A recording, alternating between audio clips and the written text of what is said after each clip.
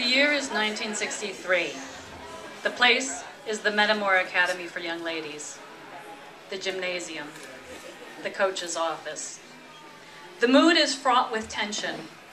Angle, the temperamental star forward of the field hockey team, the Match.m4v Savages, has just punched K.O. Kerwin, team captain and the most popular girl in school, and then disappeared into the woods.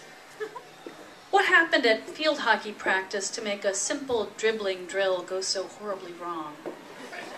It's time for a student-teacher conference. K.O. was sitting in the chair facing Bobby's desk, holding the team photo of the Spitfires in her hand, studying it intently when Bobby entered. She hastily put it back in its place next to Bobby's pencil cup.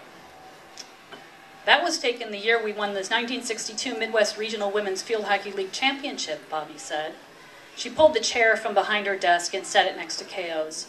The last thing she wanted was the desk acting as a barrier of age and authority between them. She intended to follow the advice of the authors of Problems in Adolescent Development and appeal to K.O. as an adult.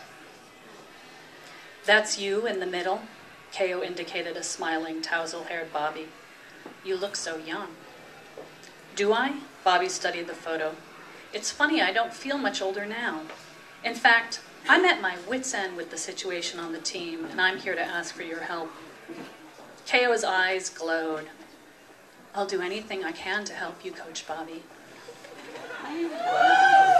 "Can you be friends with Angle?" K.O.'s face changed as swiftly as a prairie sky when a fast-moving storm approaches. "Angle," she repeated. "Look, I know that was quite a blow you just took. I know you didn't deserve it. You probably didn't realize that exposing her private problems would set her off, and..."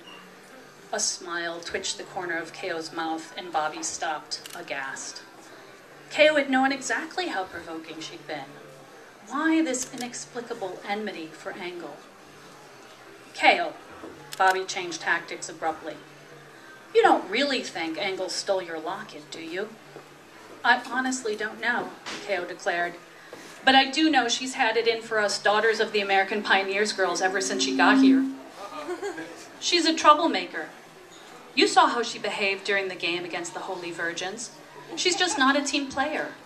Honestly, Coach Bobby, don't you think the team would be better off without her?" "What about your push pass to net in the fourth quarter when you bypassed Angle?" Bobby pointed out. "That wasn't good teamwork either. Should I take you off the team?"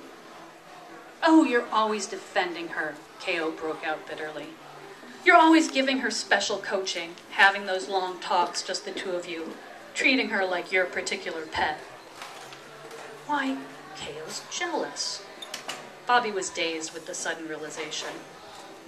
"I work like a dog to get the girls to come to extra practices and make them do their drills.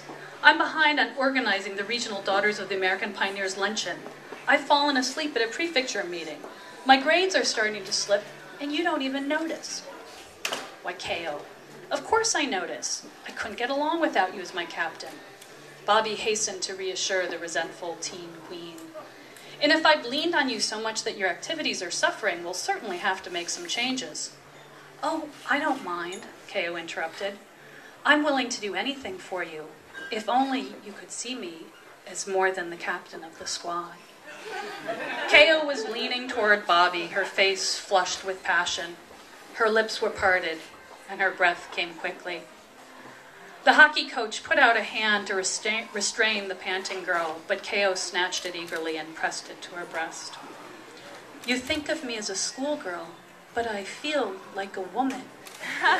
Bobby's blood ran faster, and she found herself breathing shallowly as her body responded against her will to this radiant young creature who had slid out of her chair and was kneeling before her.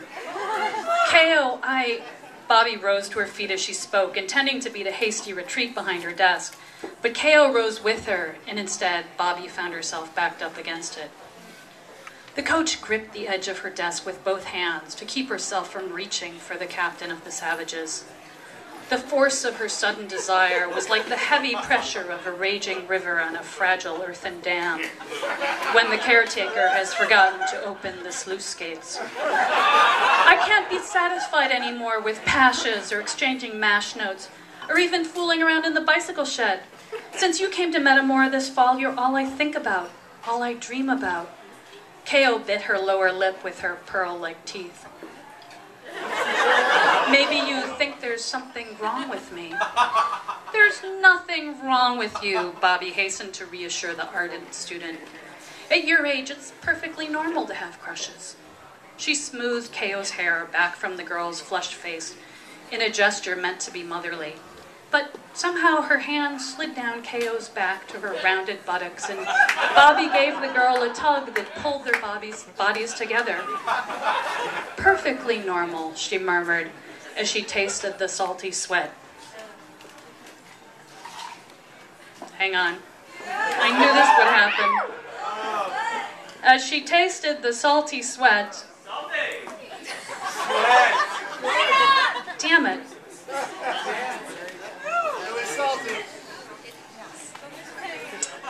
Damn it. As she tasted the salty sweat on Ko's neck. Okay, can someone hum the theme from Star Trek, please? Okay. She scarcely heard Ko's low moan of delight. The scent of teenage sweat had suddenly transported Bobby back in time to her freshman year at Elliott College, when her craving for Madge Madison, the assistant field hockey coach, had driven her half crazy. Then came that wonderful day when Madge took her to the nurse's room to tape up her twisted ankle. Bobby still couldn't say how it had happened, but one moment Madge was all business, and the next moment the roll of tape was on the floor, and she and Bobby were kissing each other hungrily. Ko's mouth was a voracious vortex of pleasure. Her hands were in Bobby's hair. Bobby yanked open the teen's white uniform blouse, and Ko gasped in startled excitement. Star Trek theme. Bobby had been unable to believe her good fortune that afternoon as she and Madge said their hockey kilts, and Madge taught her the rules and regulations of this new sport. And when Madge had pushed her down on the paper-covered exam table, blindly the young coach swept the surface of her desk with one arm, pushing pencils and paper out of the way. She hoisted the quivering center onto the desk. Ko's kilt was hiked up around her waist, and Bobby stood between her firm thighs, feverishly fondling the full young breast as she probed the captain's mouth with her avid tongue. Ko clung to Bobby with one hand and braced herself with the other, her breathing uneven. "I want," she panted when they came up for air. "I think I know," muttered Bobby hoarsely. Ko fell back on the desk, pulling Bobby astride her. Dimly, Bobby heard the metal stapler clank on the floor as she concentrated on the supple, athletic body beneath her. It was like being hit by a hurricane, she'd thought that day. The Bobby she knew had been wiped out and rebuilt like a small Kansas town after a tornado. Madge had taught her things about her body and physical capacity she'd never have figured out on her own. Maybe that's when I was bitten by the teaching bug, Bobby thought, even if I didn't realize it. "Oh," cried Ko. "Oh, oh, oh." While Bobby had been wool gathering, revisiting happy memories, habit had kept her hands busy, and now Ko lay spent and satisfied beneath her. "Feeling better?" inquired Bobby, just as Madge had asked her 5 years ago. She helped Ko sit up, remembering how her own muscles had felt like jello as she'd staggered off that faraway exam table. "Oh, yes," said Ko, then added dazedly, "Is that someone at the door?"